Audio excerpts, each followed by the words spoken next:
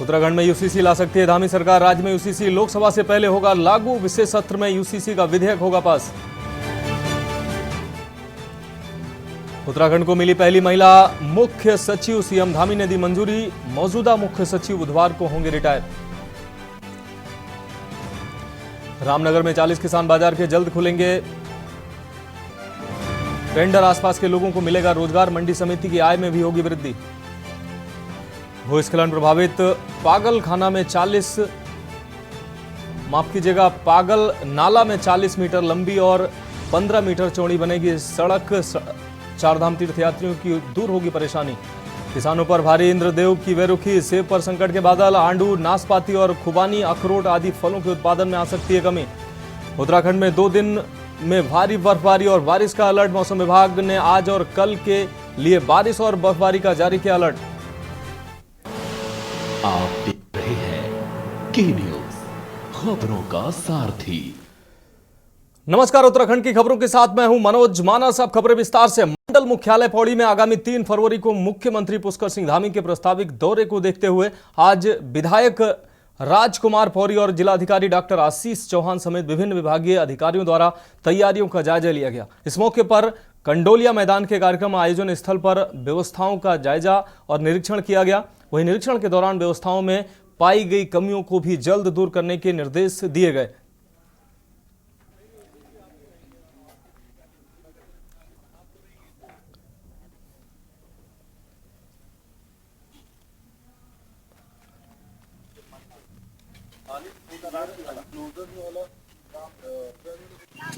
ये बहुत अच्छा हमारा सौभाग्य है कि माननीय मुख्यमंत्री जी का परसों 3 तारीख को यहाँ पर आगमन होने जा रहा है।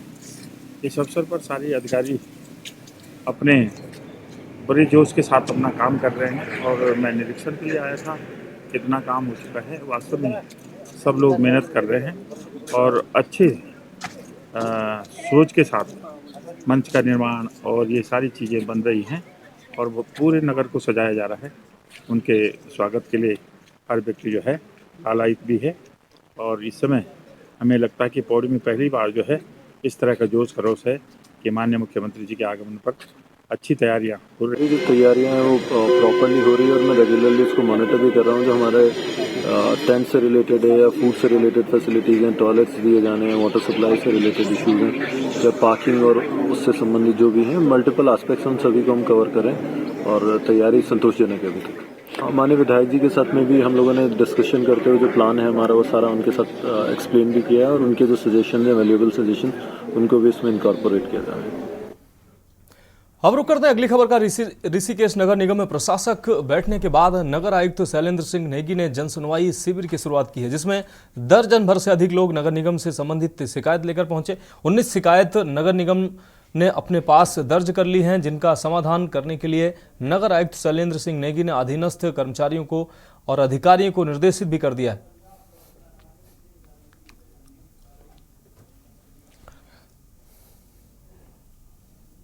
तो मोस्टली समस्याएं निर्माण समय ये नगर निगम ऋषिकेश में जब से मैंने ज्वाइन किया है, ये दूसरी जन सुनवाई हम आयोजित कर रहे हैं। जैसे कि हमने पहले भी आम जनता के सूचनार्थ भेजा था कि हम हर बुधवार को 11 बजे से जन सुनवाई करेंगे और जो नगर निगम क्षेत्र की छोटी मोटी समस्याएं हैं उन सबको हम लोग हमारे संज्ञान में आएंगे और उनका निस्तारण का प्रयास किया जाएगा। तो इस क्रम में आज जो है लगभग अभी तक 19 शिकायतें प्राप्त हो चुकी हैं, जबकि अभी काफ़ी टाइम है, लोग आ रहे हैं। तो उम्मीद है कि ये काफ़ी लोग जो है इस भाग लेंगे और हम लोग भी प्रयास करेंगे कि जो समय से होने वाली हैं शॉर्ट टर्म की हैं वो जल्दी जल्दी हो जाए और जिनमें एस्टिमेट बनना है, स्वीकृति होनी है, टेंडर होना है, उनमें हम लोगों को अवगत करें। अब रुक करते हैं अगली खबर का। आपको बता दें, दिनेशपुर में सड़क सुरक्षा को लेकर छात्र छात्राओं ने जागरूकता रैली निकाली। इस दौरान वरिष्ठ एसएसआई संतोष कुमार उप्रेती एवं परिवहन विभाग के मुकुल अग्रवाल और कॉलेज के छात्र छात्राओं एवं अन्य सामाजिक लोगों ने मिलकर सड़क सुरक्षा जागरूकता रैली निकाली है। दिनेशपुर के खुदीराम बोस स्टेडियम से दिनेशपुर मुख्य चौराहे तक रैली निकालकर लोगों को जागरूक किया गया है। दिनेशपुर के मुख्य चौराहे पर एक नुक्कड़ नाटक करके आम जनता को सड़क सुरक्षा को लेकर जागरूक भी किया गया है। वहीं 34वें सड़क सुरक्षा माह पर ये रैली निकाली गई है। कॉलेज के छात्र आए थी जिससे हमने एक नुक्कड़ नाटक प्रस्तुत किया। हमारा नुक्कड़ नाटक प्रस्तुत करने का वजह ये थी कि आजकल नियमों का पालन बिल्कुल नहीं हो रहा। ज्यादातर जो यंग जनरेशन है वही ज्यादा नियमों का पालन नहीं कर रही है।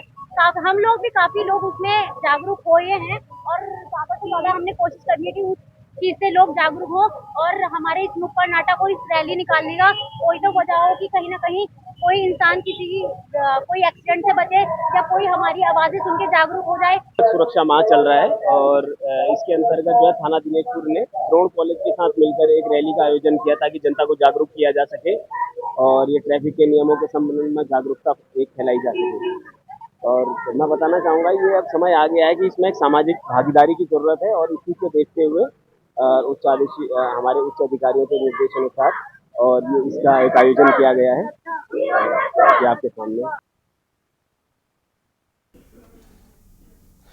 अब बढ़ेंगे अगली खबर की ओर। लोकसभा 2024 के चुनाव की तैयारी भी शुरू हो गई है। जल्द ही चुनाव आयोग इसकी घोषणा करने वाला है। आज हरिद्वार रोशनाबाद स्थित कलेक्टर सभागार में लोकसभा चुनाव की तैयारी के संबंध में मुख्य निर्वाचन अधिकारी बी षणमुगम द्वारा अधिकारियों के साथ बैठक की गई और चुनाव में किसी भी प्रकार की परेशानी न हो इसको लेकर अधिकारियों को दिशा निर्देश दिए गए। वहीं मुख्य निर्वाचन अधिकारी का कहना है कि नए वोटरों को वोट डालने के लिए प्रेरित करने के लिए हम सोशल मीडिया का इस्तेमाल करते हैं, साथ ही नुक्कड़ नाटक और गाँव में चौपाल के माध्यम से जागरूक करने का प्रयास करते हैं। मीटिंग में हमारा डीएम साहब थे, एसपी साहब थे, उनका पूरा डिस्ट्रिक्ट लेवल नोडल ऑफिसर्स थे।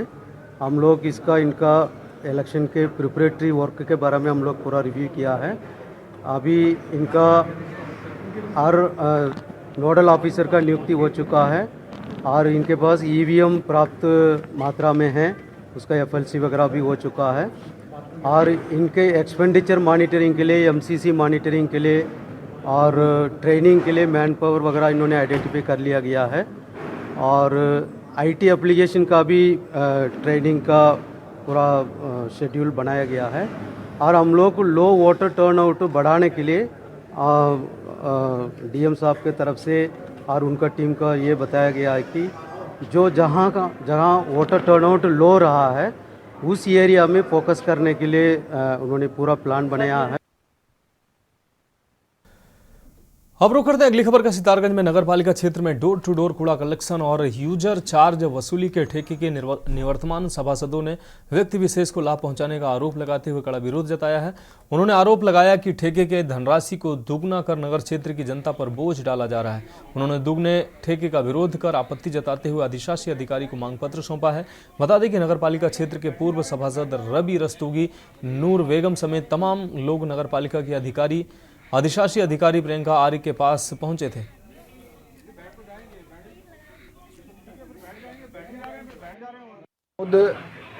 यह है कि जो कार्य हमारे नगरपालिका जब तक बोल्ड था उस समय जो कार्य हम लोग 10 लाख रुपए में करवाते थे, वो कार्य बोल्ड के भंग होते ही तुरंत जो है 20 लाख रुपए में इन्होंने उसका टेंडर निकाल दिया और उसमें जो शर्तें हैं वो ऐसी शर्तें रखी हैं जिसका लाभ हमारे उत्तराखंड के किसी ठेकेदार को या सितारगंज या खटीवा के किसी लोकल के ठेकेदार को उसका लाभ नहीं मिल सकता है।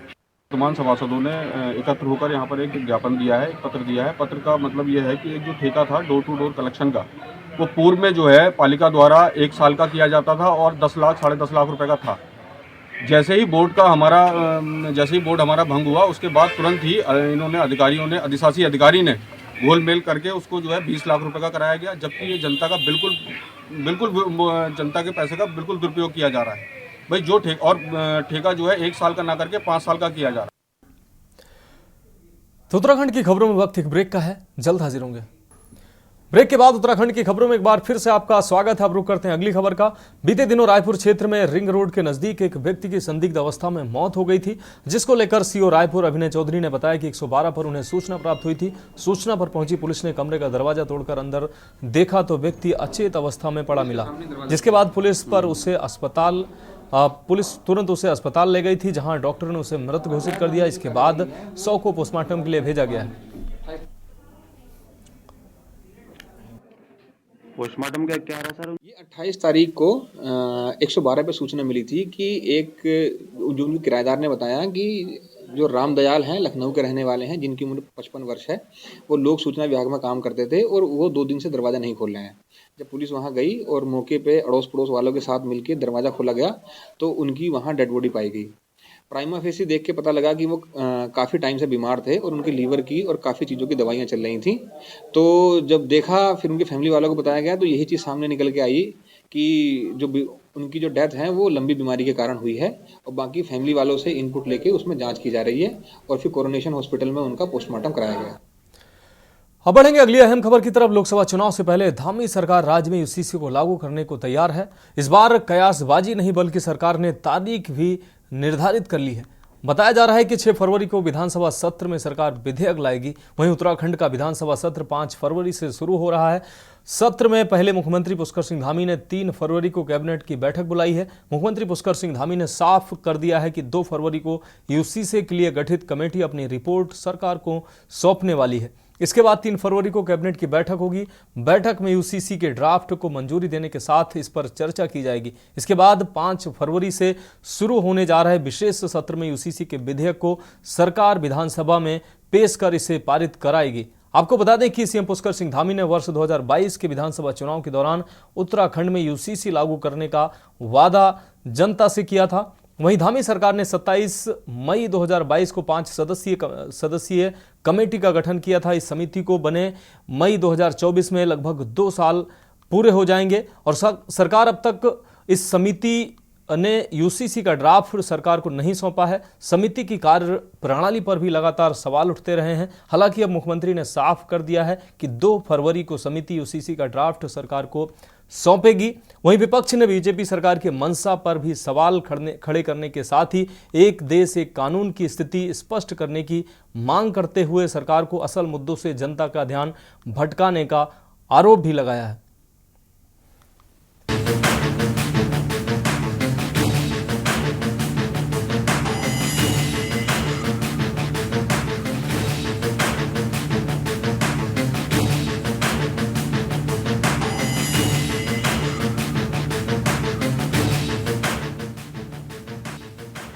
उत्तराखंड में यूसीसी को लेकर किया जा रहा इंतजार जल्द खत्म होने वाला है। धामी सरकार अपने वादे को पूरा करते हुए बस कुछ ही दिनों बाद यूसीसी को राज्य में लागू करने वाली है।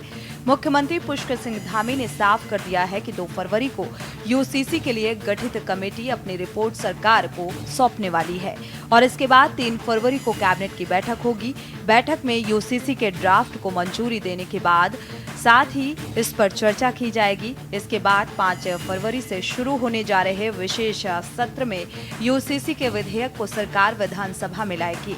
बताया जा रहा है कि 6 फरवरी को विधानसभा सत्र में सरकार यूसीसी के विधेयक को पेश करेगी। 2 तारीख को कमेटी हमको अपना ड्राफ्ट दे देगी और ड्राफ्ट देने के बाद जो जरूरी उसके लिए औपचारिकताएं हैं, जो संवैधानिक कानूनी जामा पहनाने के लिए जो भी प्रक्रिया है उस प्रक्रिया को अपनाया जाएगा।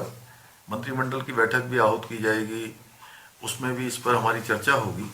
उसके बाद 5 फरवरी से विधानसभा का सत्र आहूत है और इस विधानसभा के सत्र में चूंकि विशेष रूप से सत्र बुलाया गया है और ये यूसीसी के निमित्त ही विशेष सत्र है और इस विशेष सत्र में इसको लाकर विधेयक के रूप में पारित करवाकर कानूनी रूप इसका दिया जाएगा। आपको बता दें कि सीएम पुष्कर सिंह धामी ने साल 2022 के विधानसभा चुनाव के दौरान उत्तराखंड में यूसीसी को लागू करने का वादा जनता से किया था।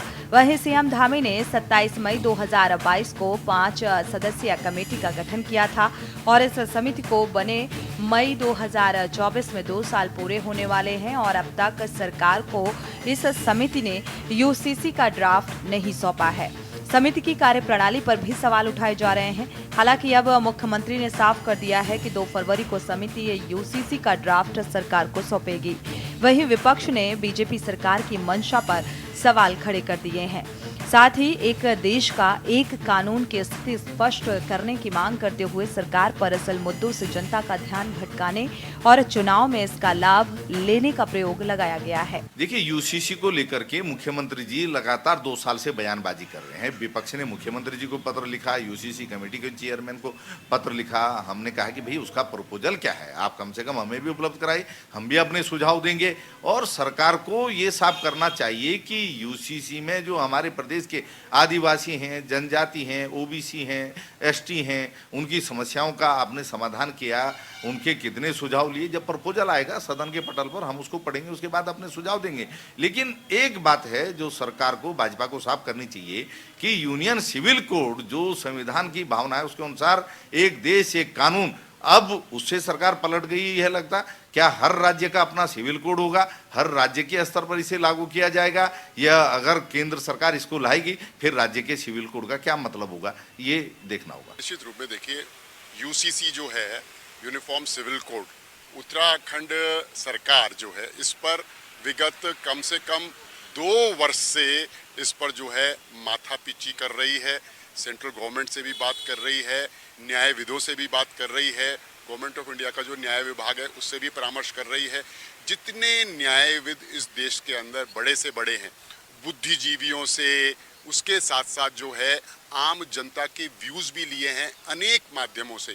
तो मुझे लगता है माननीय मुख्यमंत्री जी का कल वक्तव्य आया था कि हम लोग इसको विधानसभा में प्रस्तुत कर सकते हैं अगर सब कुछ ठीक रहा, पूरी तैयारी रही और उसमें किंतु परंतु कहीं पर भी कोई झोल नहीं दिखाई पड़ता है, तो निश्चित रूप में हम भी ऐसा हमको लग रहा है कि आगामी विधानसभा सत्र में यूसीसी भी सत्र में विधेयक लाया जा सकता है।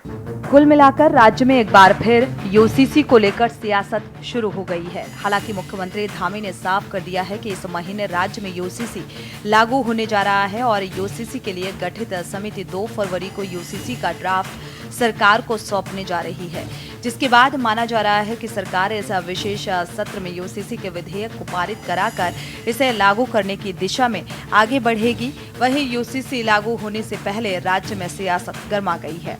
विपक्ष का आरोप है कि सरकार लोकसभा चुनाव के मद्देनजर यूसीसी के बहाने राज्य में धार्मिक ध्रुवीकरण की राजनीति को बढ़ावा दे रही है।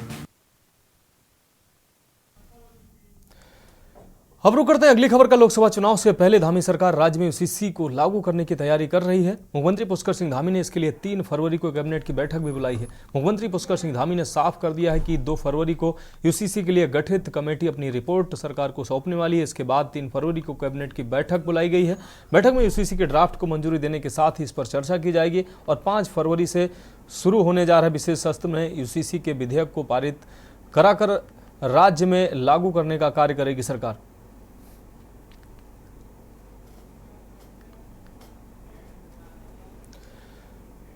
अब रुक करते हैं अगली खबर का। प्रदेश के मुख्यमंत्री पुष्कर सिंह धामी के संभावित 3 फरवरी को मंडल मुख्यालय पौड़ी दौरे को लेकर जिला प्रशासन युद्ध स्तर पर तैयारियों में जुट गया है। इसके लिए इसी के मद्देनजर जिलाधिकारी डॉक्टर आशीष चौहान ने पत्रकार वार्ता की है। इस दौरान जिलाधिकारी ने बताया कि मुख्यमंत्री के संभावित मंडल मुख्यालय पौड़ी दौरे को देखते हुए जिला प्रशासन युद्ध स्तर पर तैयारियों में जुटा है। उन्होंने बताया कि मुख्यमंत्री मंडल मुख्यालय दौरे के दौरान 450 करोड़ से अधिक की योजनाओं का शिलान्यास व लोकार्पण करेंगे। इसी दौरान रांची स्टेडियम व देश के प्रथम सीडीएस बिपिन रावत की प्रतिमा का भी अनावरण करेंगे।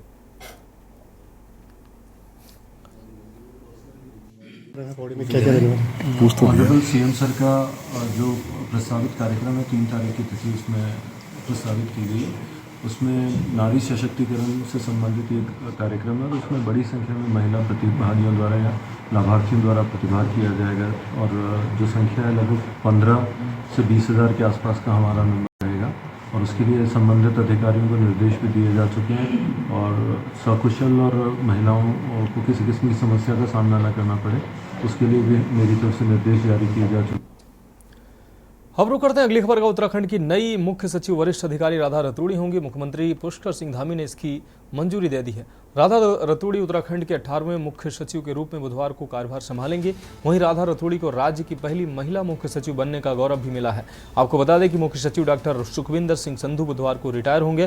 डॉक्टर संधू का जुलाई 2023 में रिटायरमेंट था, लेकिन उन्हें 6 माह का सेवा विस्तार मिल गया था। वहीं 1988 बैच की IAS राधा रतूड़ी अभी अपर मुख्य सचिव मुख्यमंत्री गृह सचिवालय प्रशासन का दायित्व देख रही थी। 2 माह बाद मार्च में उनका रिटायरमेंट है, लेकिन लोकसभा चुनाव के मद्देनजर उन्हें सेवा विस्तार मिलना तय माना जा रहा है।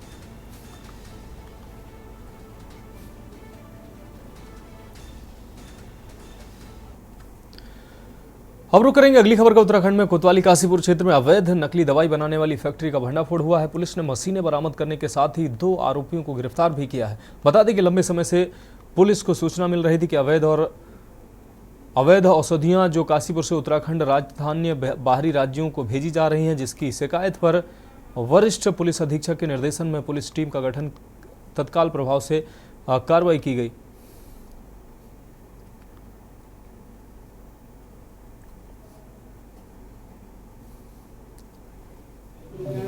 Welcome to this press conference.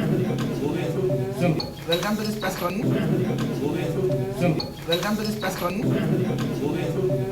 Welcome to this press conference. Welcome to this press conference. अब रुक करेंगे अगली खबर का। उत्तराखंड सरकार की पहल पर किसानों को उनकी उपज का सही मूल्य मिलने के साथ ही उन्हें अपनी उपज को बेचने के लिए पर्याप्त स्थान देने के लिए सरकार के आदेशों के बाद रामनगर में भी किसानों के लिए किसान बाजार खोलने के लिए कृषि उत्पादन मंडी समिति के अधिकारियों ने तैयारियां शुरू कर दी हैं, जिसको लेकर मंडी समिति को अनुमति भी मिल चुकी है। इस संबंध में जानकारी देते हुए रामनगर मंडी समिति के सचिव सहील अहमद ने बताया कि रामनगर मंडी समिति के बाहर जो कुछ लोगों द्वारा अवैध रूप से अतिक्रमण किया गया है, इस अतिक्रमण को हटाने के लिए मंडी समिति द्वारा कार्रवाई शुरू कर दी गई है। उन्होंने बताया कि अब इस स्थान पर अतिक्रमण हटाने के बाद किसानों के लिए किसान बाजार का निर्माण कराया जाएगा, जिसके तहत यहां पर 40 दुकानों का निर्माण भी कराया जाएगा तथा ये दुकानें मंडी समिति द्वारा नीलामी प्रक्रिया के तहत स्थानीय लोगों को आवंटित भी की जाएंगी। मंडी समिति कोटद्वार रोड पर 40 किसान बाजार बनाने जा रही है, जो नीलामी पद्धति से दुकानें दी जाएंगी, जो स्थानीय लोगों को रोजगार मुहैया हो सके।